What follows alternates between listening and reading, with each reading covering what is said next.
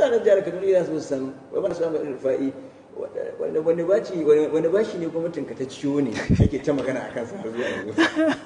To na farko dai ko lokacin da aka zaɓe mu jihar Kaduna ita ce na biyu wurin yawan bashi daga ƙasar waje a Najeriya. Tun kafin ma ka hau? Tun kafin mu hau. Lagos ita ce na farko sai jihar Kaduna. Kuma a yau har yanzu Lagos ita ce na farko sai jihar Kaduna. Hakika mun ci bashi amma ba mu ka fara ci ba. Mun zo mun samu gwamnatocin baya sun ci bashi na wurin dalan Amerika wurin miliyan 280 da 'yan kai. Ina aka kai kudin, me aka yi da shi? Mu dai ba mu gani ba. Cikin bashin nan kudin kawai da muka tayar ba a kashe ba shine kudin ruwan Zaria, wanda muka ɗauka muka tabbatar an gama kuma akwai ruwan. Kudin nan bai tafi Dubai ba, bai tafi Ingila ya sai gida ba, akwai ruwa a Zaria. Ana nan ana extending ruwan nan zuwa Giwa da Soba, su ma za su samu ruwa daga River Galma na Zaria. Saboda ka ba mu ka fara cin bashi ba. In har kana da babban aiki wanda kudin shiganka ba zai iya yi maka aikin cikin lokacin da kake so ba, daidai ne ka ci bashi. Ba wani abu da yake lahani game da cin bashi in ka san abin da za ka yi da shi zai kawo abin da za a biya bashin. Babban laifi shine ka ci bashi ka amfani da shi wurin sayan shinkafa da wake wanda mutane za su ci su je bayan gida su baza da shi. Amma in ka sai cika bashi wanda zai yi infrastructure wanda zai kawo wanda za su kawo jarinsu, zai kawo haraji, za ka biya bashin cikin sauki. Abin da muka yi kenan. Kuma mu ai lokacin da gwamnatinmu ta zo kudin mai malam Dahiru ya faɗi ƙasa zuwa dala 26 kowane gangan mai. Babu kudin shiga da muka shigo gwamnati ba a tara abin da ya kai naira biliyan 1 a wata. Yaya za mu yi wannan ayyuka? Ga makarantu muke so mu gyara, ga asibitoci, ga hanyoyi, ga abubuwa da an yi shekara da shekaru ba a yi ba, ga pension ma na da gratuity na naira biliyan 15 da aka bar mana, ga bashi na 'yan kwangila naira biliyan 23 suka bar mana.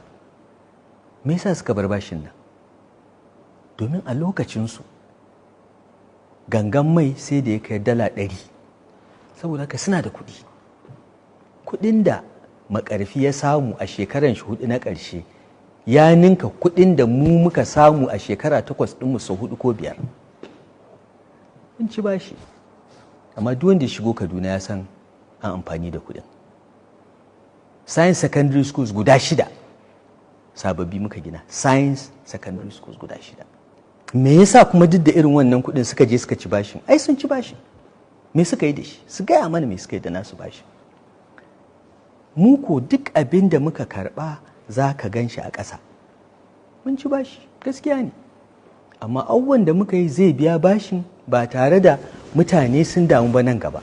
Na ɗaya kenan. Na biyu, kowane wata ana karɓar naira miliyan 900 zuwa biliyan 1 kuɗin shiga da muka shigo shugabancin nan. Yanzu fa kowane wata ana samun naira biliyan 4 zuwa biliyan 5 kowane wata. Mun ba mu ƙara haraji ba. Sun ce wai muna haraji. Wa muka ƙara ma haraji? Ba mu ƙara haraji ba mu sata kawai muka rage muka hana. Sata. To duk waɗannan abubuwa mun yi shiru. Domin mu a ganin mu in aka ce an gama zaɓe ka zama shugaban kowa. Saboda ka ce kana nuna wannan ko wannan yayi kaza ɓata lokaci ne kai aikin da ke gabanka mutane su gani. Abin da muka yi kenan. Saboda haka mun ci bashi amma ga aikin. In kuma ka ce a'a aikin ya kamata ya ka sai ka zo ka gaya min, ni quantity surveyor ne, na san kuɗin aikin ai.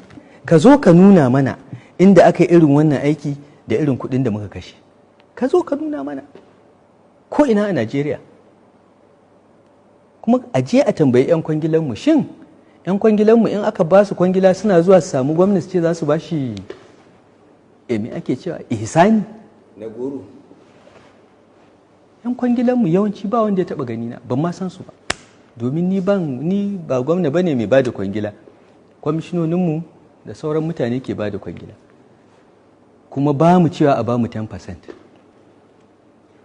Ba haka muke ba aƙidan mu kenan ba, domin muna tsoron ran da za mu tsaya gaban Allah mu yi bayanin me muka yi. Ba dama ka kalli Allah ka ce mishi ka karɓi 10%. Ba ma son haka, ba ma yin haka. Amma su abinda suka saba kenan, ba ma 10% suke karɓa ba, wani lokaci 90% ake karɓa. Akwai hanyar nan da muka gina ta WAF Road, muka yi dualizing ɗinta, an ba da aikin, an biya wani naira miliyan 534 ya yi aikin. An fitar da kuɗin? An fidda kuɗin, an yi aikin, mu muka yi. Wanda aka ba kuɗin ya mutu, da muna so da mun bi shi tun da ran shi.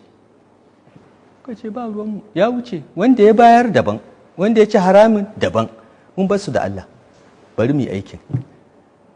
To duk wayannan abubuwa mun sani, ba ma magana ne, domin ba shine gwamnati ba, ba shine shugabanci ba.